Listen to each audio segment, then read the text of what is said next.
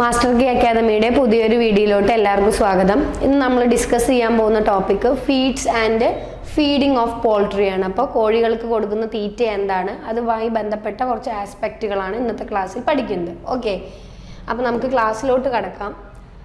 ഒന്ന്, ഈ ക്ലാസ് കൊണ്ട് നമ്മൾ ഉദ്ദേശിക്കുന്നത് എന്തൊക്കെയാണ്? ഒന്ന്, BIS standard of poultry feed is necessary for formulating feeds for different categories of chicken, then feeding system, feed requirement, feeding equipments.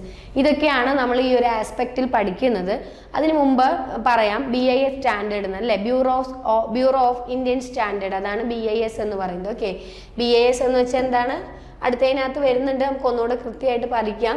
BIS സ്റ്റാൻഡേർഡുകളെ പറ്റി നമ്മൾ ഇതിനകത്ത് പഠിക്കുന്നുണ്ട്. അതായത് നമ്മൾ കോഴിക്ക് തീറ്റ കൊടുക്കുന്ന സമയത്ത് അതിന് കൃത്യമായിട്ടുള്ള കുറച്ച് ഫോർമുലേഷൻസ് ഉണ്ട്.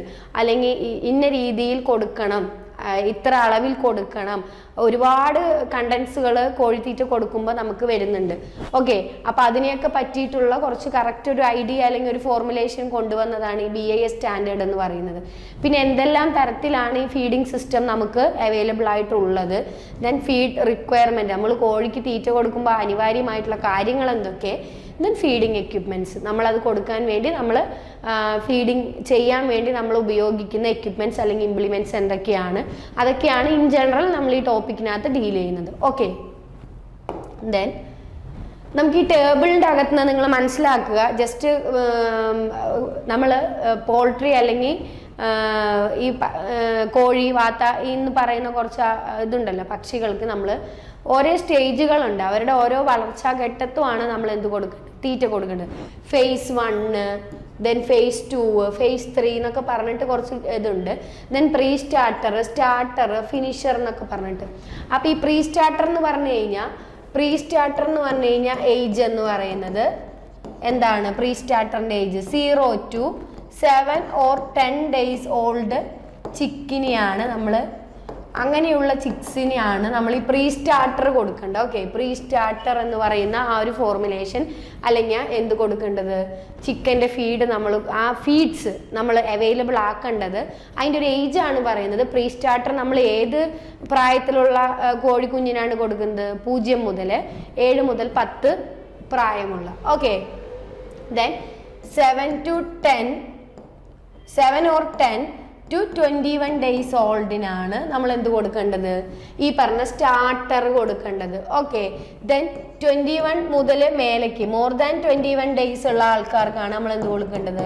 ഫിനിഷർ കൊടുക്കേണ്ടത്. ഓക്കെ, അങ്ങനെ 3 കാറ്റഗറീസ് നിങ്ങൾ ഇത് പഠിക്കുമ്പോൾ ജസ്റ്റ് ഒന്ന് മൈൻഡിൽ വെച്ചേക്കുക. ഞാനത് ദിവസം എന്നുള്ള രീതിക്ക് ദിവസക്കണക്കിൽ പറഞ്ഞതാണ്. Pre starter, starter, finisher. അപ്പോൾ എന്താണ് ഈ പ്രീ സ്റ്റാർട്ടർ, എന്താണ് ഫിനിഷർ, എന്താണ് സ്റ്റാർട്ടർ എന്നൊക്കെ നിങ്ങൾക്ക് അറിയേണ്ടതായത് കൊണ്ട് ഞാൻ ജസ്റ്റ് പറഞ്ഞതാണ്. അപ്പോൾ അങ്ങനെയുള്ളവർക്ക് നമ്മൾ എന്താ കൊടുക്കേണ്ടത്? കാൽഷ്യം കൊടുക്കണം, ഫോസ്ഫറസ്. നമുക്കറിയാലേ, നമ്മൾ കുറച്ച് മുന്നേ പഠിച്ചതേ ഉള്ളൂ, കാൽഷ്യം ഫോസ്ഫറസിൻ്റെ ഒക്കെ കുറവ് കൊണ്ട് എന്തൊക്കെ അസുഖമാണ് കോഴികളിൽ ഉണ്ടാകുന്നത് നമ്മൾ കുറച്ച് നേരത്തെ പഠിച്ചു. ദെൻ ലൈസീന്, മെതിയോണിൻ എന്നൊക്കെ പറയും, മെറ്റബോളൈസ് എനർജി, അതായത് ME എന്ന് പറയും, മെറ്റബോളൈസ് എനർജി. ദെൻ അഫ്ലാടോക്സിൻ, അങ്ങനെയുള്ള ഒരുപാട് എന്തുണ്ട്, ഫീഡ് മെറ്റീരിയൽസ്, നമ്മൾ കൊടുക്കേണ്ട കുറച്ച് എലമെന്റ്സ് അല്ലെങ്കിൽ മിനറൽസ് ഉണ്ട്. അത് സ്റ്റാർട്ടറിന് 1, അങ്ങനെ ഓരോ കണക്കുകൾ പറയുന്നുണ്ട്. ഇതിനകത്ത് നിങ്ങൾ ബ്രോയിലർ ഫീഡിന് എത്ര കൊടുക്കണം, ലെയർ ഫീഡിന് എത്ര കൊടുക്കണം, ബ്രോയിലർ ബ്രീഡർ ഫീഡിന് എത്ര കൊടുക്കണം, ലെയർ ബ്രീഡർ ഫീഡിന് എത്ര കൊടുക്കണമെന്ന് ജസ്റ്റ് ഒന്ന് ഗോ ത്രൂ ചെയ്യുക വെറുതെ. ഓക്കെ, അത്ര ഇമ്പോർട്ടൻ്റ് ഉള്ള രീതിക്ക് ആസ് സച്ച് നിങ്ങൾ അതങ്ങനെ പഠിക്കേണ്ട, എന്നാലും ജസ്റ്റ് ഒന്ന് ഗോ ത്രൂ ചെയ്യുക. ഓക്കെ, എന്തൊക്കെയാണ് എന്നുള്ളത് മൊത്തം നമ്മൾ ഈ ടേബിൾ വായിക്കാനായിട്ട് നിൽക്കുന്നില്ല, ജസ്റ്റ് വേണ്ടുന്ന കാര്യങ്ങൾ മാത്രം. അതായത് ഈ സ്റ്റേജുകൾ നിങ്ങൾ പഠിച്ചു പോവുക. Layer 1, layer phase 1 stage, layer phase 2 എന്നൊക്കെ പറയുന്നത് നമ്മൾ ഇനി അങ്ങോട്ട് പഠിക്കും. ഓക്കെ, അപ്പോൾ അതിൽ നിങ്ങൾ ഓർത്ത് വെക്കേണ്ടത് പ്രീ സ്റ്റാർട്ടർ എന്ന് പറഞ്ഞാൽ അതിൻ്റെ ഏജ്, ദെൻ സ്റ്റാർട്ടർ എന്ന് പറഞ്ഞു കഴിഞ്ഞാൽ നമ്മൾ എത്ര ഇതാണ് കൊടുക്കേണ്ടതെന്നും അതിൻ്റെ ഏജ് എന്താണെന്നും, ദെൻ ഗ്രോവർ ഫിനിഷർ എന്ന് പറഞ്ഞു കഴിഞ്ഞാൽ അതിൻ്റെ അത് 3 എന്താണെന്ന് മാത്രമാണ് നിങ്ങൾ ഈ സ്ലൈഡിൽ നിന്ന് മനസ്സിലാക്കേണ്ടത്. ഓക്കെ, പിന്നെ അതിന് വേണ്ട ഫീഡുകൾ എന്തൊക്കെയാണെന്നുള്ളത് നിങ്ങൾ കണ്ടല്ലോ അല്ലേ? കാൽഷ്യം, ഫോസ്ഫറസ്, ലൈസീൻ, മെതിയോണിൻ എന്ന് പറഞ്ഞിട്ടുള്ള ഈ ലൈസിൻ, മെതിയോണിൻ എന്നൊക്കെ പറയുന്നത് എന്താണ്? നമുക്ക് അമിനോ ആസിഡുകളാണ് അല്ലേ? അങ്ങനെയുള്ള ഇതൊക്കെ അവരുടെ വളർച്ചയ്ക്കായിട്ട് വേണ്ടുന്ന കാര്യങ്ങളാണ്. അപ്പം ജസ്റ്റ് ഒന്ന് ഗോ ത്രൂ ചെയ്യാന്നുള്ളത് മാത്രമേ ഇതിനകത്തുള്ളൂ. അത്ര ആസ് സച്ച് ഇമ്പോർട്ടൻസ് അതിന് വരുന്നില്ല. Okay, In addition to this, ഇതിന്റെ കൂട്ടത്തിൽ BIS standard also specify the amount of crude fibre. Okay, crude ഫൈബറിന്റെ കാര്യം പറയുന്നുണ്ട്. അതർ എക്സ്ട്രാക്ട് എന്നാണ്. Other extract, acid insoluble ash, various vitamins, minerals, essential amino acid, harmful substances in poultry. Okay, harmful ആയിട്ടുള്ള സബ്സ്റ്റൻസസിനെ പറ്റി നമ്മൾ ഫീഡ് കൊടുക്കുമ്പോൾ വളരെ ശ്രദ്ധിക്കേണ്ട കാര്യമാണ് അല്ലേ. അപ്പം അങ്ങനെയുള്ളതിനെ പറ്റി നമ്മൾ എന്ത് പഠിക്കുന്നുണ്ട്, ഇതിനകത്ത് പഠിക്കുന്നുണ്ട്. Okay, extra calcium source in the form of shell grit. നമ്മൾ കാൽഷ്യം ഒക്കെ കൊടുക്കണം. Calcium source shell grit, limestone ഇതിൽ 4 to 5 gram പെർ ബേർഡ് ആണ്. Okay, 4 to 5 gram per bird. Okay, ആണ് കാൽഷ്യത്തിന്റെ സോഴ്സ് നമ്മൾ കൊടുക്കേണ്ടത്. Then in layer both in phase 1 and phase 2.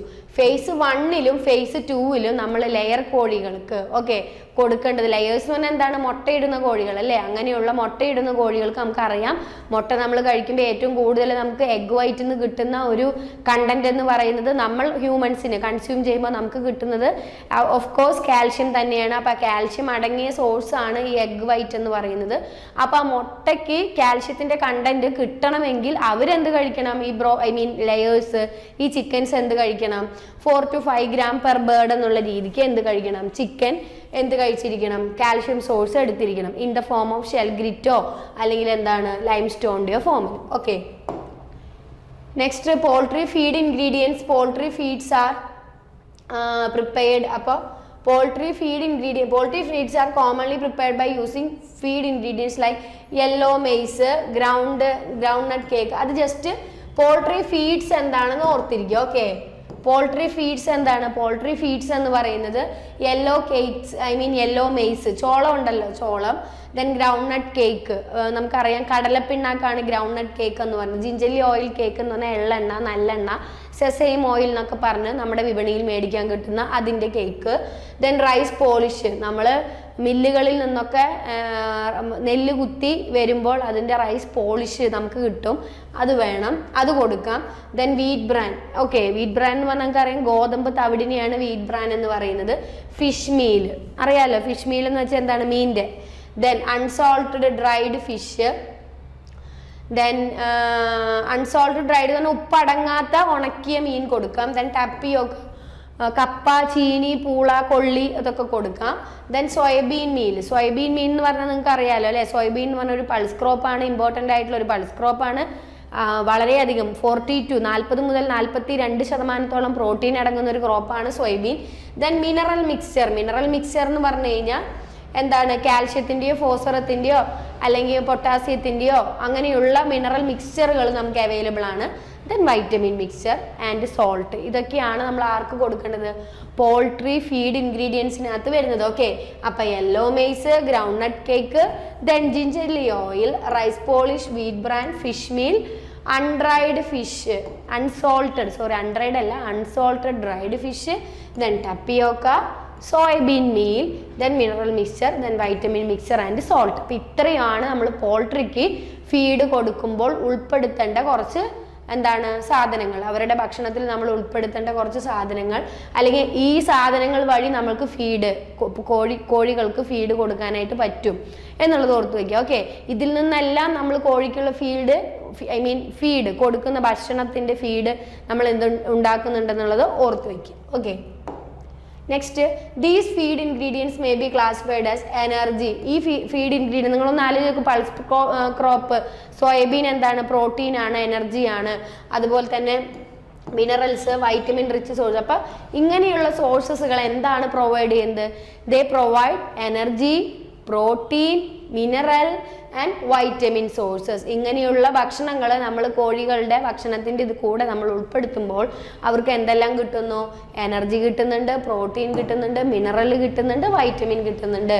Okay, then feed formulation is the mathematical exercise of establishing a blend of ingredient that meet the birds nutrient requirement. അതായത് ഈ feed formulations നമുക്ക് വേണമെങ്കിൽ ഉണ്ടാക്കാം. അതെങ്ങനെയാണ് നമ്മൾ ഉണ്ടാക്കുന്നത്, ഫീഡ് ഫോർമുലേഷൻസ് നമുക്ക് നമ്മുടെ കോഴിക്ക് ആവശ്യമായത് എന്താണോ, അത് എന്താണോ കുറവുള്ളത്, ആ കുറവുള്ള സാധനത്തിനെ നമുക്ക് അവരുടെ ഭക്ഷണത്തിനകത്ത് കൂടുതലായിട്ട് ഉൾപ്പെടുത്താനായിട്ട് പറ്റും. അതെങ്ങനെയാണ് നമ്മൾ ചെയ്യേണ്ടത്? ഒന്നോ അതിലധികമോ ആളുകളെ നമ്മൾ, ഇപ്പോൾ വൈറ്റമിൻ സോഴ്സ് ആണ് കുറവെങ്കിൽ വൈറ്റമിൻ്റെ ടാബ്ലറ്റ്സ് പൊടിച്ചതോ അതിൻ്റെ സിറപ്പുകളോ അല്ലെങ്കിൽ അതടങ്ങിയിട്ടുള്ള ഭക്ഷണങ്ങളോ നമ്മൾ എന്ത് ചെയ്യുക, അവർക്ക് സപ്ലിമെന്റ് ചെയ്യാനായിട്ട് ശ്രമിക്കുക. അപ്പോൾ എന്താണോ നമ്മുടെ കോഴിക്ക് ആവശ്യമായിട്ടുള്ള സാധനം അല്ലെങ്കിൽ ഭക്ഷണം വേണ്ടതെന്ന് കരുതി കഴിഞ്ഞാൽ അത് ആവശ്യാനുസരണം നമുക്കത് ഫോർമുലേറ്റ് ചെയ്യാം, നിർമ്മിക്കാനായിട്ട് പറ്റും. അത് പലതരം കോമ്പിനേഷൻസ് കൂട്ടി, protein vitamin mixture, calorie vitamin mixture, അങ്ങനെയുള്ള രീതിക്ക് നമുക്കത് രണ്ടും കൂടെ ഉൾപ്പെടുത്തി മിക്സ് ചെയ്ത് കൊടുക്കാനായിട്ട് പറ്റും. ഓക്കെ, അതാണ് ഫീഡ് ഫോർമുലേഷൻ എന്ന് പറയുന്നത്. ഓക്കെ, blend of ingredients കേട്ടോ, establishing a blend of ingredients that meet the birds nutrient requirement. Blend ചെയ്യാന്ന് പറഞ്ഞാൽ എന്താണ്? കൂട്ടിക്കലർത്തുക അല്ലെങ്കിൽ ഒരുമിപ്പിക്കുക. അങ്ങനെ ഒരുമിപ്പിച്ചിട്ട് നമുക്ക് എന്ത് ചെയ്യാനായിട്ട് പറ്റും? ഒരെണ്ണം മാത്രമല്ല, ഒന്നിൽ കൂടുതൽ ആളുകളെ നമുക്ക് സപ്ലിമെന്റ് ചെയ്യാനായിട്ട് പറ്റും. Then nutrient levels and cost of these ingredients, the following point must be considered for doing this. അപ്പോൾ നമ്മൾക്ക് കോഴിക്ക് എന്ത് കൊടുക്കണം? ഭക്ഷണം കൊടുക്കണം. അതുവഴി അവരുടെ വളർച്ച നല്ല രീതിയിലാവണം. കോഴിയുടെ മീറ്റ് പർപ്പസിനാണ്, ബ്രോയിലർ ചിക്കൻ ആണെങ്കിൽ നമ്മൾ മീറ്റിനായിരിക്കും. അപ്പോൾ അതിൻ്റെ സൈസ് ഇൻക്രീസ് ചെയ്യാനാണ് നമ്മുടെ മെയിൻ ആയിട്ടുള്ള ഒരു ഉദ്ദേശം എന്ന് പറയുന്നത്. അതുപോലെ തന്നെ നമുക്ക് ലെയർ ചിക്കൻ ആണെങ്കിൽ നമ്മുടെ മെയിൻ എയിം എന്ന് പറയുന്നത് എഗ് പ്രൊഡക്ഷൻ ആണ് അല്ലേ. അപ്പോൾ അങ്ങനെയുള്ള കോഴികളെ നമ്മൾ എന്ത് ചെയ്യണം? ഇവർക്ക് തീറ്റ കൊടുക്കുമ്പോൾ നമ്മൾ ശ്രദ്ധിക്കേണ്ടത് എപ്പോഴും പോയിന്റ് നമ്മുടെ മനസ്സിൽ വേണ്ടത് എന്താണ്? ഇവർക്ക് വേണ്ട ന്യൂട്രിയൻ ലെവലും കോസ്റ്റും നമ്മൾ നോക്കണം. എന്ത് ന്യൂട്രിയൻ ലെവലാണ് നമ്മൾ സപ്ലൈ ചെയ്യേണ്ടതെന്നും അതിൻ്റെ ഒരു അവൈലബിൾ ആയിട്ടുള്ള കോസ്റ്റ്, എത്ര രൂപ അതിന് ചിലവ് വരുമെന്നുള്ളതൊക്കെ നമ്മൾ നോക്കിയിട്ട് വേണം നമ്മൾ കാര്യങ്ങൾ ചെയ്യാൻ. Okay, the nutrient requirement of the type of bird, chick, grower etcetera for which the ration is formulated. അപ്പം നമ്മൾ നോക്കേണ്ടത് എന്താണ്? ഏത് ടൈപ്പ് ബേർഡാണ് നമ്മൾ, കോഴിക്കാണോ, വാത്തയ്ക്കാണോ, ടർക്കിക്കാണോ, അങ്ങനെയുള്ള പക്ഷി ഏതാണ് നമ്മൾ കൊടുക്കുന്നത് അതനുസരിച്ചിരിക്കും നമ്മൾ സെലക്ട് ചെയ്യേണ്ട ഫോർമുലേഷൻ എന്ന് പറയുന്നത്. ഓക്കെ, അല്ലെങ്കിൽ ചിക്ക്, ഗ്രോവർ എക്സെട്ര അങ്ങനെയും പറയാല്ലേ. അപ്പൊ നമ്മൾ കോഴിയുടെ കാര്യം പറയുമ്പോൾ നിങ്ങൾക്കറിയാം. അപ്പോൾ nutritive level and cost of these ingredients, നമ്മൾ കൊടുക്കുന്ന ഫീഡിൻ്റെ ന്യൂട്രിറ്റീവ് ലെവൽ എന്താണെന്നും അതിന് എത്രത്തോളം ചിലവ് വരുമെന്നുള്ളതും നമ്മൾ ആദ്യം ശ്രദ്ധിക്കണം.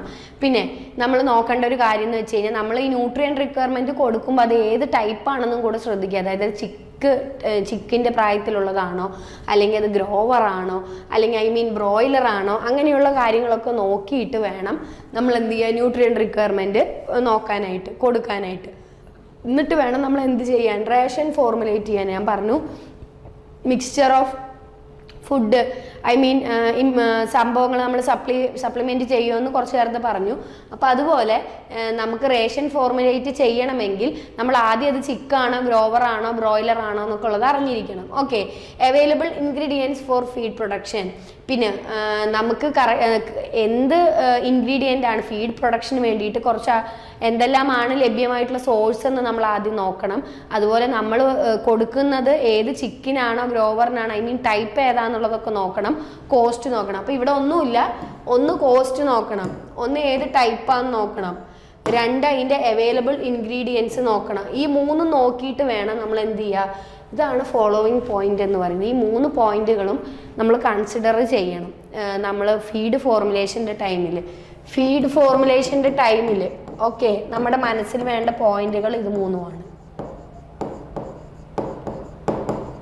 എന്തൊക്കെയാണ് പോയിന്റ്? എന്താണ്?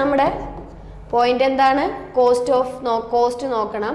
അതുപോലെ തന്നെ ഏത് ടൈപ്പാണെന്ന് നോക്കണം. അവൈലബിൾ ആയിട്ട് നമ്മുടെ കയ്യിലുള്ള ഇൻഗ്രീഡിയൻറ്റ് ഏതാണെന്ന് നോക്കണം. അവൈലബിൾ ഓഫ് ദി ഇൻഗ്രീഡിയൻസ്, അതുപോലെ തന്നെ ടൈപ്പ്, ദെൻ കോസ്റ്റ്. ഇത് 3 നോക്കിയിട്ട് വേണം നമ്മൾ എന്ത് ചെയ്യാനായിട്ട്, സെലക്ട് ചെയ്യാൻ. ഫീഡ് ഫോർമുലേഷൻ ചെയ്യുന്ന സമയത്ത് നമ്മുടെ മൈൻഡിൽ വേണ്ട 3 കാര്യങ്ങളാണ് ഇത്. Okay, next. അപ്പോൾ നമ്മൾക്ക് എന്താണ് BIA സ്റ്റാൻഡേർഡ് അനുസരിച്ചിട്ടുള്ള ഒരു ആസ്പെക്റ്റ് എന്ന് നമ്മൾ നോക്കി. അതിനകത്ത് നമ്മൾ വളർത്തുന്ന കോഴിക്കോ, താറാവിനോ, വാത്തയ്ക്കോ, ടർക്കിക്കോ എന്തെല്ലാമാണ് അവൈലബിൾ ആയിട്ട് വേണ്ടതെന്ന് നമ്മൾ കണ്ടുപിടിച്ച് നമ്മൾ ഫോർമുലേറ്റ് ചെയ്യുന്ന രീതിയൊക്കെയാണ് BIA സ്റ്റാൻഡേർഡിനടുത്ത് നമ്മൾ എക്സ്ട്രാ പഠിച്ചത്, ആഡ് ഓൺ ചെയ്ത് പഠിച്ചത്. ഇനി നമുക്ക് ഫീഡിങ് സിസ്റ്റം എന്താ, ഫോംസ് ഓഫ് ഫീഡിങ് സിസ്റ്റം എന്ന് പറഞ്ഞാൽ നിങ്ങൾ പലരും കോഴിയെ വളർത്തുന്നത് കണ്ടിട്ടുണ്ടാവും. കൊമേഴ്ഷ്യലായിട്ടും കിച്ചൺ വീടിൻ്റെ പുറകുവശത്ത് വളപ്പിലും ഒക്കെ വളർത്തുന്നത് നിങ്ങൾ കണ്ടിട്ടുണ്ടാവും. ഓക്കെ, അപ്പോൾ ഇനി ഫോംസ് ഓഫ് ഫീഡ് ഇതൊക്കെ എന്താണെന്നൊക്കെയാണ് നമ്മൾ അടുത്ത സെഷനായിട്ട് ഏതെല്ലാം രീതിയിൽ ഫീഡുകൾ അവൈലബിൾ ആണ് എന്നൊക്കെ നമ്മൾ നോക്കും. അപ്പോൾ ഫീഡിങ് സിസ്റ്റം അല്ലെങ്കിൽ ഫോംസ് ഓഫ് ഫീഡ് എന്താണെന്ന് നോക്കാം. ഒന്ന്, അഡ് ലിബിറ്റം ഫീഡിങ്. ഓക്കെ, ആ പേര് നിങ്ങൾ ഓർത്ത് വെച്ചേക്കുക. അഡ് ലിബിറ്റം ഫീഡിങ് അല്ലെങ്കിൽ ഫുൾ ഫീഡിങ് എന്ന് പറയും. ഓക്കെ, എന്താണ് ഈ അഡ് ലിബിറ്റം ഫീഡിങ് ഇങ്ങനെയാണ് ഒരു ഹൈഫൺ ഉണ്ട് ഇവിടെ. എന്താണ് അഡ് ലിബിറ്റം ഫീഡിങ് എന്ന് ഉദ്ദേശിക്കുന്നത്? Ad libitum feeding or full feeding, ഇതാണ് നിങ്ങളുടെ മൈൻഡിൽ വരേണ്ടത്. Feed is made available at all times, ഇതാണ് ഇവിടുത്തെ point, in front of the birds so that they can consume as much as they want at all times. അതായത് ഈ പക്ഷിയുടെ മുമ്പിൽ നമ്മൾ അവർക്ക് ഭക്ഷിക്കേണ്ട സാധനം എന്താണോ അത് നമ്മളെപ്പോഴും അതിന് മുമ്പിൽ തന്നെ വെച്ചേക്കും. അങ്ങനെ വെക്കുമ്പോൾ ഒരു ഗുണം എന്താന്ന് പറഞ്ഞു കഴിഞ്ഞാൽ അതിന് വിശക്കുമ്പോഴൊക്കെ എന്ത് ചെയ്യാനായിട്ട് പറ്റും, നമ്മൾ കൺട്രോൾ ചെയ്യുന്നില്ല, അതിൻ്റെ ആവശ്യാനുസരണം കോഴിക്ക് എടുത്ത് കഴിക്കാവുന്ന രീതിക്കാണ് നമ്മൾ ഫുഡ് സെർവ് ചെയ്യുന്നത്. ഇങ്ങനെ വെച്ച് കൊടുത്തേക്കും, എപ്പോഴും ഇങ്ങനെ വെച്ചേക്കും. കുറേ കോഴികൾ വന്ന് എന്ത് ചെയ്യുന്നു, തലയിട്ട് കഴിക്കുന്ന കണ്ടോ. അപ്പോൾ അവർക്ക് ആവശ്യാനുസരണം അവരെടുത്ത് കഴിക്കും, അവരുടെ ഫ്രണ്ടിൽ നമ്മൾ വെച്ച് കൊടുക്കുന്നു എന്നുള്ളതാണ് അഡ് ലിബിറ്റം ഫീഡിങ് അല്ലെങ്കിൽ ഫുൾ ഫീഡിങ് എന്ന് പറയുന്നത്. ഓക്കെ, ഇനി രണ്ടാമത്തെ നോക്കൂ, restricted feeding or controlled feeding. അപ്പൊ എന്താണ്, നിയന്ത്രിതമാണല്ലേ. കൺട്രോൾഡ് എന്ന് പറഞ്ഞു കഴിഞ്ഞാൽ നിയന്ത്രിത ഭക്ഷ്യരീതിയാണ് എന്ത് പറയുന്നത്,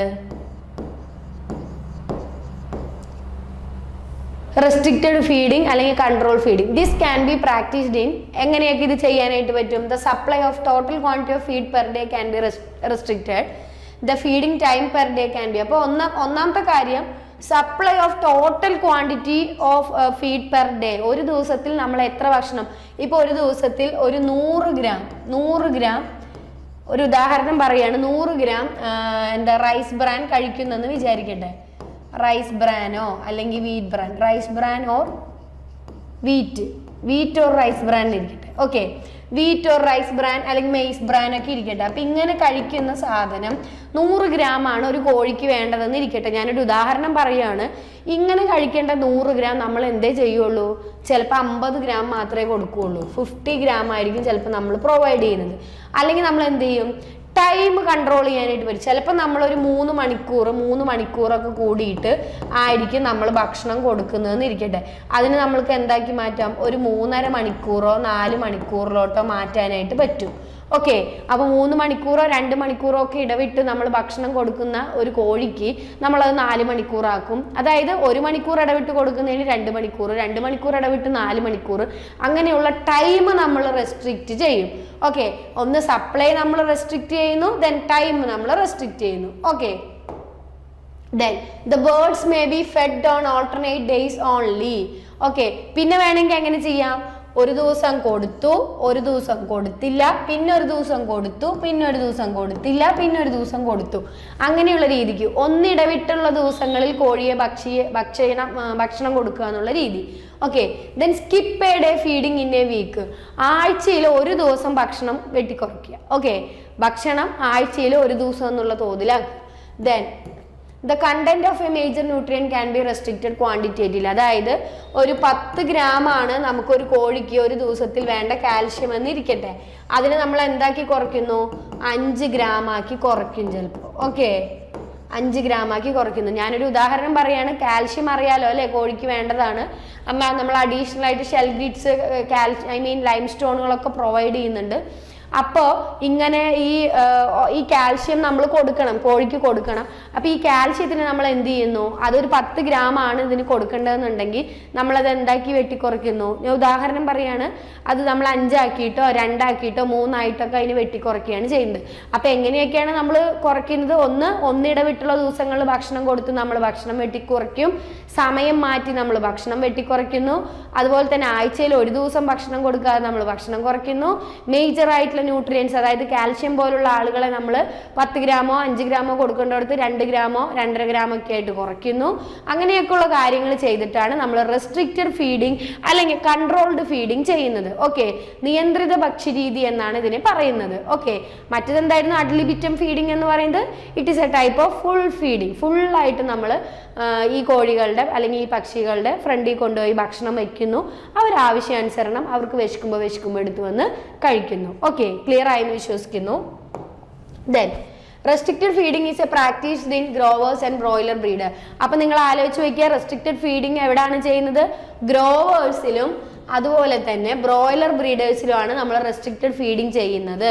ഓക്കെ, നിങ്ങൾക്ക് ഒരു സ്റ്റേറ്റ്മെന്റ് ടൈപ്പ് ഇപ്പോൾ PSC ഒക്കെ എന്താണ് നോർമൽ ക്വസ്റ്റ്യൻസ് ഒക്കെ മാറ്റി ഒബ്ജക്റ്റീവ് ടൈപ്പ് ക്വസ്റ്റ്യൻസ് ഒക്കെ മാറ്റിയിട്ട് എന്താക്കി മാറ്റുകയാണ് ഇപ്പോൾ മൊത്തം ഈ സ്റ്റേറ്റ്മെന്റ് ടൈപ്പ് ക്വസ്റ്റ്യനിലോട്ടൊക്കെ ഒരു 25 or 30% ഒരു സ്റ്റേറ്റ്മെന്റ് ടൈപ്പ് ക്വസ്റ്റ്യൻ നമുക്കൊരു 10-15 മാർക്കിനെങ്കിലും സ്റ്റേറ്റ്മെന്റ് ടൈപ്പ് ക്വസ്റ്റ്യൻസ് പ്രതീക്ഷിക്കാം. അപ്പൊ അതിൽ വേണമെങ്കിൽ ഇതൊക്കെ വേണമെങ്കിൽ ചോദിക്കാവുന്നേ ഉള്ളൂ. റെസ്ട്രിക്റ്റഡ് ഫീഡിങ് നമ്മൾ ചിലപ്പോൾ ചിക്സിലും ലെയേഴ്സിലൊന്നും കൊടുക്കാം. ഓക്കെ, അങ്ങനെ മാറ്റിയും തിരിച്ചൊക്കെ കൊടുക്കുക. അപ്പൊ നിങ്ങൾ ഓർത്ത് വെക്കുക, ഗ്രോവേഴ്സിലും ബ്രോയിലർ ബ്രീഡേഴ്സിലുമാണ് കൊടുക്കുന്നതെന്ന് ഓർത്ത് വെക്കുക. Then restriction of 20% is commonly allowed four broiler breeder. അപ്പോൾ ബ്രോയിലർ ബ്രീഡേഴ്സിന് നമുക്ക് ഒരു അപ് ടു 20% വരെയൊക്കെ നമുക്ക് റെസ്ട്രിക്ഷൻ വെക്കാം. അതിൽ കൂടുതൽ വെച്ചാൽ പറ്റില്ല. കാരണം എന്താണ്, അതൊരു ബ്രീഡാണല്ലേ, ബ്രീഡും കൂടെ ആയതുകൊണ്ട് നമുക്ക് വല്ലാതെ കാര്യക്ഷമമായിട്ട് അവരുടെ ഒരു ഫീഡിങ്ങിൽ അല്ലെങ്കിൽ ഫീഡ് സപ്ലൈ ചെയ്യുന്നതിൽ സപ്ലിമെന്റിൽ നമുക്ക് എന്ത് ചെയ്യാൻ പറ്റില്ല, കാര്യമായിട്ടുള്ള ഒരു കുറവ് വെക്കാനൊന്നും പറ്റില്ല. ഒരു 20% വരെയൊക്കെ ഒരു റെസ്ട്രിക്ഷൻ നമുക്ക് പോസിബിൾ ആണ്. Okay, then commonly allowed 20%. ഇതും വേണമെങ്കിൽ സ്റ്റേറ്റ്മെന്റ് ടൈപ്പ് ക്വസ്റ്റ്യൻ ചോദിക്കാം. Then for egg type growers 7 to 8%. അപ്പൊ എഗ് ടൈപ്പ് ഗ്രോവേഴ്സിന് എന്താണ്? അപ്പൊ എഗ് ടൈപ്പ് ഗ്രോവേഴ്സിന് അല്ലെങ്കിൽ എന്താണ് ലെയേഴ്സിന്, മുട്ടയിടുന്ന കോഴികൾക്ക് 7 മുതൽ 8 വരെയും. നിങ്ങൾ ആലോചിച്ച് നോക്കൂ, മുട്ടയിടണം അതുപോലെ ഇറച്ചി കിട്ടണമെന്നുണ്ടെങ്കിൽ നമ്മൾ റെസ്ട്രിക്റ്റഡ് ഫീഡിങ് കൊടുത്താലായിട്ട് ശരിയാവില്ല. കറക്റ്റായിട്ട് നമ്മൾ പ്രോപ്പർ ഫീഡിങ് കൊടുത്താൽ മാത്രമാണ് സൈസും അതുപോലെ തന്നെ എഗ് പ്രൊഡക്ഷനും കൂടുകയുള്ളൂ. അപ്പൊ അതുകൊണ്ട് നമുക്കൊരു ലിമിറ്റ് പറയുന്നുണ്ട് അവിടെ. ബ്രീഡർ ബ്രോയിലർ ബ്രീഡേഴ്സിന്. ഓക്കെ, ബ്രോയിലർ ബ്രീഡേഴ്സിന് നമ്മൾ 20% പറയുന്നുണ്ട്. എഗ് ടൈപ്പ് ഗ്രോവേഴ്സിന് നമ്മൾ എന്ത് പറയുന്നുണ്ട്? 7 to 8% പറയുന്നുണ്ട്. നമുക്ക് മാക്സിമം ഫീഡ് റെസ്ട്രിക്ഷൻ അത്രയേ പറ്റുള്ളൂ. Then never apply feed restriction during സ്ട്രെസ്സിൽ ഇരിക്കുന്ന സമയത്ത് സ്ട്രെസ് എന്ന് ഇവിടെ ഉദ്ദേശിക്കുന്നത് എന്താണെന്ന് വെച്ച് കഴിഞ്ഞാൽ കോഴിക്ക് അസുഖം ബാധിച്ചിരിക്കുന്ന സമയത്ത് ഒരിക്കലും നമ്മൾ ഫുഡ് അല്ലെങ്കിൽ ഫീഡ് കൺട്രോൾ ചെയ്യാനായിട്ട് പാടില്ല, അല്ലെങ്കിൽ റെസ്ട്രിക്റ്റ് ചെയ്യാനായിട്ട് പാടില്ല. ഓക്കെ, എന്തെങ്കിലും അസുഖമുള്ള സമയത്ത്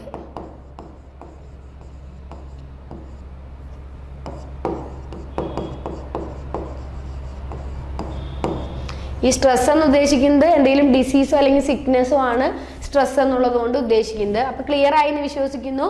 ഗ്രോവേഴ്സിനും ബ്രോയിലർ ബ്രീഡിനുമാണ് നമ്മൾ റെസ്ട്രിക്ഷൻ ചെയ്യുന്നത്. അതിൽ ബ്രോയിലർ ബ്രീഡേഴ്സിനാണെങ്കിൽ 20%, ഗ്രോവേഴ്സിനാണെങ്കിൽ 7 to 8%. ഓക്കെ, ദെൻ ഇനി എന്തൊക്കെയാണ് അഡ്വാൻറ്റേജസ് എന്ന് നോക്കാം. അഡ്വാൻറ്റേജസ് എന്ന് പറയുമ്പോൾ the advantages of feed restriction. ഈ ഫീഡ് റെസ്ട്രിക്ഷൻ ചെയ്യുന്നത് വഴിയുള്ള ഗുണങ്ങൾ എന്തൊക്കെയാണ്? ഒന്ന്, delayed sexual maturity and thereby increasing in egg weight. Then low fat deposition and so low body weight at laying. Low feeding cost. Feed restriction during growing period leads to better inviability during laying period.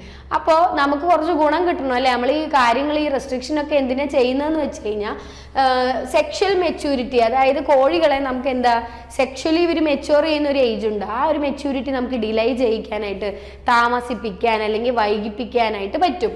അതുവഴി എന്താണ് എഗ്ഗിന്റെ wait നമുക്ക് കുറയ്ക്കാം എന്നുള്ള രീതിയാണ് അവർ പറയുന്നത്. കൂട്ടാം, കുറയ്ക്കുകയല്ല, കൂട്ടാം. Okay, നമ്മൾ കുറച്ച് കഴിഞ്ഞാൽ അത് ഡിസഡ്വാൻറ്റേജ് ആയല്ലേ? നമുക്ക് എഗ് പ്രൊഡക്ഷൻ മെയിൻ ആണ് കോഴിയെ സംബന്ധിച്ച്.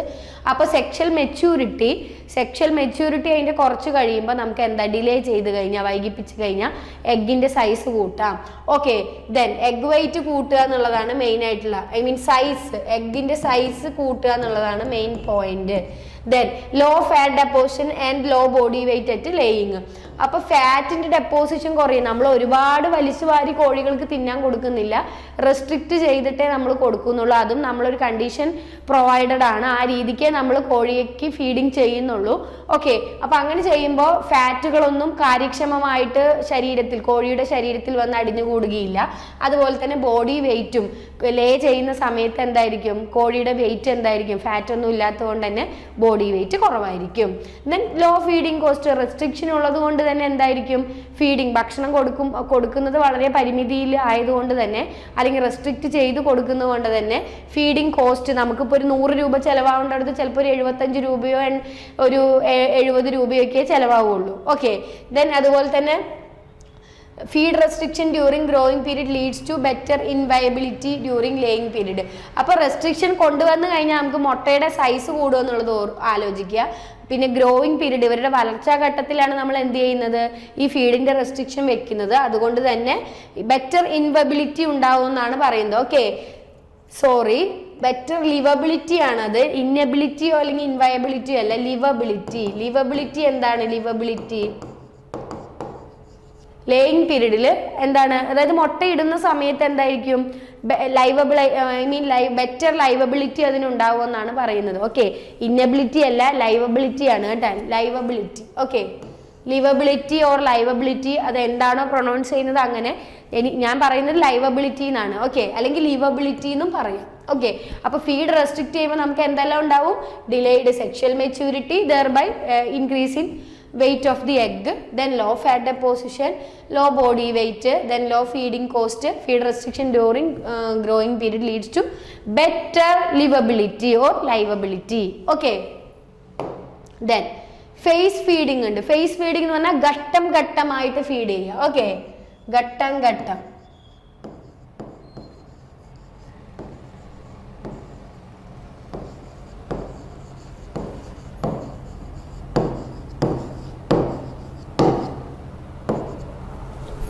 എങ്ങനെയാണ് നമ്മൾ ഘട്ടം ഘട്ടം ഭക്ഷണം ഫീഡ് ചെയ്യുന്നത്?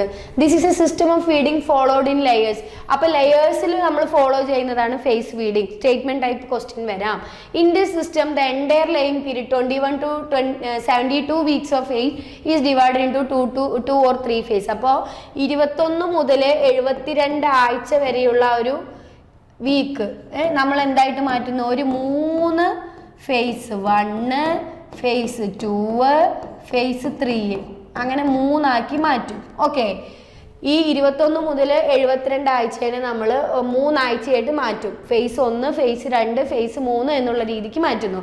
Okay, in BIS standard for layers feed requirement are given for 2. അപ്പോൾ BIS സ്റ്റാൻഡേർഡിൽ ഞാൻ നിങ്ങൾക്ക് നേരത്തെ പരിചയപ്പെടുത്തി ഫേസ് 1 ഫേസ് 2 ഉണ്ട്, അത് എന്താണെന്നുള്ളത് പറഞ്ഞു തരാമെന്നും പറഞ്ഞിരുന്നു. അതിനെപ്പറ്റി നമ്മൾ നോക്കും. ഓക്കെ, അപ്പോൾ ഫേസ് ഫീഡിംഗ് എന്ന് വെച്ച് കഴിഞ്ഞാൽ ഘട്ടം ഘട്ടമായിട്ട് കോഴിയെ തീറ്റുന്നതിനെയാണ് നമ്മൾ ഫേസ് ഫീഡിംഗ് എന്ന് പറയുന്നത്. നിങ്ങൾ BIS സ്റ്റാൻഡേർഡ് പറഞ്ഞപ്പോൾ ഞാൻ നിങ്ങൾക്ക് ഫേസ് ഫീഡിംഗ് ജസ്റ്റ് ഒന്ന് പറഞ്ഞു. ഫേസ് 1, ഫേസ് 2, ഫേസ് 3 ഒക്കെ ഉണ്ടെന്ന് ഞാൻ പറഞ്ഞു. അപ്പോൾ മൊത്തത്തിൽ നമ്മൾ കോഴിയുടെ ഒരു വളർച്ചാ കാലഘട്ടത്തിൻ്റെ മുട്ടയിടുന്ന ഒരു പ്രായം എന്ന് പറയുന്നത് എൻറ്റയർ ലേയിങ് പീരീഡിന് നമ്മൾ 21 to 72 വീക്സ് ആണ് പറയുന്നത്. ഓക്കെ, 21 to 72 വീക്സ്, ഡേ അല്ല, 72 വീക്സ്, അത്രയാണ് അതിൻ്റെ ഒരു പ്രായം എന്ന് പറയുന്നത്. അതിനെ നമ്മൾ 3 കാലഘട്ടങ്ങളായി തരംതിരിക്കും. ഓക്കെ, 3, 2, 3, ഒന്നിൽ കൂടുതൽ. ഓക്കെ, 2, 3 ആയിട്ട് തരംതിരിക്കുന്നു. അതിൽ BIS സ്റ്റാൻഡേർഡിൽ നിങ്ങൾ ഫേസ് 1 ഫേസ് 2 ജസ്റ്റ് കണ്ടിട്ടുണ്ടായിരുന്നു. നമ്മൾ എന്താണെന്ന് ഇപ്പൊ പറയും. ഓക്കെ, അടുത്തത് ഫസ്റ്റ് ഫേസ് എന്താണ്? During first phase, phase 1 21 to 45 weeks of ഏജിൽ എന്താണ് നടക്കുന്നത്? അപ്പൊ 21 to 45 വീക്സ് ഓഫ് ഏജിൽ എന്താ നടക്കുന്നതെന്ന് ആലോചിച്ച് നോക്കിക്കേ. അതിൽ നിങ്ങൾക്ക് അറിയാം, ഡ്യൂറിങ് ദ ഫസ്റ്റ് ഫേസ് ആണ്. During the first phase the nutrient requirement are more as the egg production and egg weight are increase. നമുക്ക് തന്നെ അറിയാം, നമ്മളായാലും മനുഷ്യരായാലും നമ്മൾ നന്നായി ഭക്ഷണം കഴിക്കുമ്പോൾ എന്തുണ്ടാവുന്നു, നമ്മുടെ വെയിറ്റ് കൂടുന്നു, ഫാറ്റ് ഡെപ്പോസിഷൻ കൂടുന്നു. ഓക്കെ, അതൊക്കെയാണ് നമ്മൾ സംഭവിക്കുന്നത്. അതുപോലെ തന്നെയാണ് കോഴിയിൽ ന്യൂട്രിയൻ റിക്വയർമെന്റ് കൂടി കഴിയുമ്പോൾ എഗ് പ്രൊഡക്ഷനും എഗ് വെയിറ്റും കൂടുന്നു. ന്യൂട്രിയൻ വെയിറ്റ് കൂടുമ്പോൾ എന്ത് സംഭവിക്കുന്നു, ന്യൂട്രിയൻ റിക്വയർമെന്റ് കൂടുമ്പോൾ, ഭക്ഷണം കൊടുക്കുന്നത് കൂടുമ്പോൾ എഗ്ഗിന്റെ വെയിറ്റും കൂടുന്നു, എഗ് പ്രൊഡക്ഷനും കൂടുന്നു. ഓക്കെ, എഗ്ഗിന്റെ വെയിറ്റും കൂടുന്നു, എഗ് പ്രൊഡക്ഷനും കൂടുന്നു. ന്യൂട്രിയൻസ് കൂടുമ്പോൾ എന്താണ് കറക്റ്റ് ഒരു എന്താ പറയുക, പോസിറ്റീവ് കോറിലേഷൻ എന്നൊക്കെ പറയുന്ന പോലെ ഇവിടെ ഒന്ന് കൂടുമ്പോൾ മറ്റേത് അപ്പുറത്ത് കൂടുന്നു. ഓക്കെ, അപ്പോൾ ന്യൂട്രിയൻ്റെ റിക്വയർമെന്റ് നമ്മൾ കൂട്ടിക്കൊടുക്കുമ്പോൾ എന്ത് സംഭവിക്കുന്നു, എഗ് പ്രൊഡക്ഷനും കൂടുന്നു, എഗ്ഗിൻ്റെ ഇതും വെയിറ്റും കൂടുന്നു എന്ന് മനസ്സിലാക്കുക. അതിൽ phase 1 21 to 45 weeks of age ആണ് എന്നുള്ളത് ഓർക്കുക. ഓക്കെ, അടുത്തത് phase 2 പറയുന്നത് 46 മുതൽ 72 ആഴ്ച വരെയാണ്. As the bird continues laying, the egg production gradually reduces and the nutrient requirement reduces. അപ്പോൾ ബേർഡ് നമ്മുടെ ഈ കോഴി കണ്ടിന്യൂസ് ആയിട്ട് നിരന്തരമായിട്ട് മുട്ടയിട്ടുകൊണ്ടിരിക്കുകയാണ് അല്ലെ. അങ്ങനെ ഇട്ടുകൊണ്ടിരിക്കുമ്പോൾ എന്ത് സംഭവിക്കുന്നു? കുറേ നാൾ കഴിയുമ്പോൾ അതിൻ്റെ മുട്ടയിടുന്നതൊക്കെ കുറഞ്ഞു വരും. അതുപോലെ തന്നെ ന്യൂട്രിയൻ്റ് റിക്വയർമെൻറ്റും. അപ്പോൾ നമുക്ക് മുട്ടയിടുന്നത് അതിൻ്റെ വയസ്സ് കയറി ചെല്ലുന്തോറും അത് മുട്ടയിടുന്നതായി കുറഞ്ഞു വരുമ്പോൾ തന്നെ ന്യൂട്രിയൻ്റ് റിക്വയർമെൻറ്റും കുറവ് മതി. ഇനി phase feeding does not improve the rate of lay, but it lowers the cost of producing egg by the reducing feed cost in second phase. നിങ്ങൾ ആലോചിച്ച് നോക്കിയ ഫേസ് ഫീഡിങ്ങിൽ 2 ഘട്ടമായിട്ട് കൊടുക്കുന്നതുകൊണ്ട് തന്നെ ആദ്യ ഘട്ടത്തിൽ നല്ല രീതിക്ക് നമ്മൾ തീറ്റ കൊടുക്കുന്നു, നല്ല രീതിയിൽ തന്നെ മുട്ടയുടെ ഉൽപ്പാദനം കൂടുകയും മുട്ടയുടെ വലിപ്പം കൂടുകയും ഒക്കെ ചെയ്യുന്നു, സൈസ് വർദ്ധിക്കുകയൊക്കെ ചെയ്യുന്നു. പക്ഷെ ഫേസ് 2 എന്ന് പറയുന്ന കാലഘട്ടം 46 മുതൽ 72 ആഴ്ച വരെയുള്ള കാലഘട്ടത്തിൽ എന്താണ് സംഭവിക്കുന്നത്? ഫേസ് ഫീഡിങ്ങിന്റെ ഒരു റേറ്റ് നമുക്ക് വേണമെങ്കിൽ കൺട്രോൾ ചെയ്യാം, ഐ മീൻ കുറയ്ക്കാം. എന്തുകൊണ്ടാണ്? മുട്ടയിടുന്നത് കുറഞ്ഞു വരുന്നതുകൊണ്ട് തന്നെ നമുക്ക് ന്യൂട്രിയൻ്റ് റിക്വയർമെന്റ്സും കുറച്ച് മതി. ഓക്കെ, അപ്പോൾ phase 2 comparatively phase 1 nutrient requirement കുറവ് കൊടുത്താൽ മതി എന്നുള്ളത് കൊണ്ട് തന്നെ നമുക്ക് കോസ്റ്റ് എന്ത് വരുന്നുള്ളൂ? വളരെ കുറവാണ് വരുന്നത്. Okay, reducing the feed cost in second phase, അതാണ് അതിൻ്റെ ഒരു അഡ്വാൻറ്റേജ്. ഇനി നിങ്ങൾ ഈ ന്യൂട്രിയൻ ഫേസ് ഫീഡിങ് നോക്കുക. Phase 1, phase 2, phase 3. അതിൽ ME എന്ന് പറയുന്നത് എന്താണ്? ME എന്ന് പറയുന്നത് മെറ്റബോളൈസബിൾ എനർജിയാണ് കേട്ടോ. മെറ്റബോളൈസബിൾ എനർജി. ഓക്കെ, ഇനി CP എന്ന് പറഞ്ഞാൽ എന്താണ്? CP ക്രൂഡ് പ്രോട്ടീനെയാണ് നമ്മൾ എന്ത് പറയുന്നത്? CP എന്ന് പറയുന്നത്.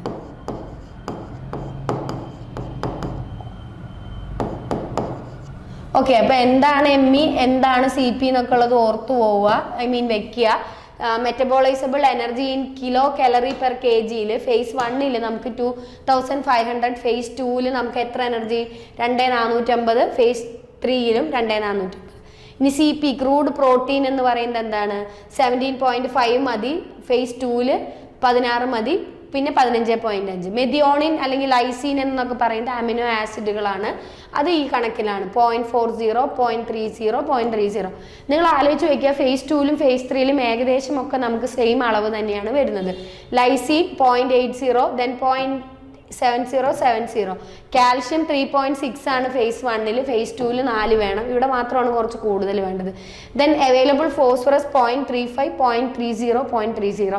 അപ്പോൾ ഫേസ് 1, ഫേസ് 2 എന്ന് പറയുന്നത് ഫേസ് ഫീഡിംഗ് ആണ്. അപ്പോൾ നമ്മൾ കോഴിയെ സംബന്ധിച്ച് 3 ടൈപ്പ് ഫീഡിംഗ് ആണ് പഠിച്ചത്. ഒന്ന് അഡ്ലിബിറ്റം ഫീഡിംഗ് അല്ലെങ്കിൽ ഫുൾ ഫീഡിംഗ്, രണ്ടാമത്തെ കൺട്രോൾഡ് ഫീഡിംഗ് അല്ലെങ്കിൽ റെസ്ട്രിക്റ്റഡ് ഫീഡിംഗ്, മൂന്നാമത്തെ നമ്മൾ പഠിച്ചത് ഫേസ് ഫീഡിംഗ്. ഫേസ് ഫീഡിങ്ങിൽ തന്നെ 2 ഘട്ടമായിട്ടോ 3 ഘട്ടമായിട്ടോ നമ്മൾ കോഴിക്ക് തീറ്റ കൊടുക്കും. അതിൽ ആദ്യ ഘട്ടത്തിൽ എന്തായാലും നമ്മൾ നല്ല രീതിക്ക് തന്നെ കോഴിക്ക് ന്യൂട്രിയൻ്റ് റിക്വയർമെന്റ്സ് കൊടുക്കണം. ദർ ഓൾസോ നമ്മുടെ എഗ്ഗിന്റെ പ്രൊഡക്ഷനും കൂടും, എഗ്ഗിന്റെ സൈസും കൂടും എന്നുള്ളത് ആലോചിച്ച് വെക്കുക. ഓക്കെ, എന്തെല്ലാം ന്യൂട്രിയൻസ് ആണ് പോസിബിൾ ആയിട്ട് അവർക്ക് അവൈലബിൾ ആവുക എന്നുള്ളത് ഓർക്കുക. മെറ്റബോളൈസബിൾ എനർജി അവർക്ക് ഇതിൽ നിന്ന് പ്രൊവൈഡഡ് ആണ്, ക്രൂഡ് പ്രോട്ടീൻ പ്രൊവൈഡഡ് ആണ്, മെഥിയോണിൻ കിട്ടും, ലൈസിൻ, കാൽഷ്യം, ഫോസ്ഫറസ്, ഇതെല്ലാം നമ്മൾ കൊടുക്കുന്ന റിക്വയർമെന്റിനകത്ത് ഉൾപ്പെടുത്തിയിട്ടുള്ളത് കൊണ്ട് തന്നെ ഇതെല്ലാം അവരുടെ വളർച്ചയ്ക്ക് ആവശ്യമാണ്. അപ്പോൾ കോഴിക്ക് കൊടുക്കേണ്ട തീറ്റയിൽ അടങ്ങിയിരിക്കേണ്ട അത്യാവശ്യമായിട്ടുള്ള എലമെന്റ്സ് എന്തൊക്കെയാണെന്നാണ് നിങ്ങളിപ്പോൾ ഇതിൽ നോക്കിയത്. അതുപോലെ തന്നെ എത്ര ടൈപ്പ് ഫീഡിംഗ് ഉണ്ട്, ഫീഡിംഗ് സിസ്റ്റത്തിൽ ഫീഡിംഗ് എന്തോരം ടൈപ്പ് ഉണ്ട്, 3 ടൈപ്പ് ഫീഡിംഗ് നമ്മൾ പഠിച്ചു. അത് ഓർത്ത് വെക്കുക. ഓക്കെ, ക്ലിയർ ആയി എന്ന് വിശ്വസിക്കുന്നു. അപ്പോൾ വേറൊരു ടോപ്പിക്കുമായിട്ട് നമുക്ക് അടുത്ത ക്ലാസ്സിൽ മീറ്റ് ചെയ്യാം. എല്ലാവർക്കും നന്ദി, നമസ്കാരം.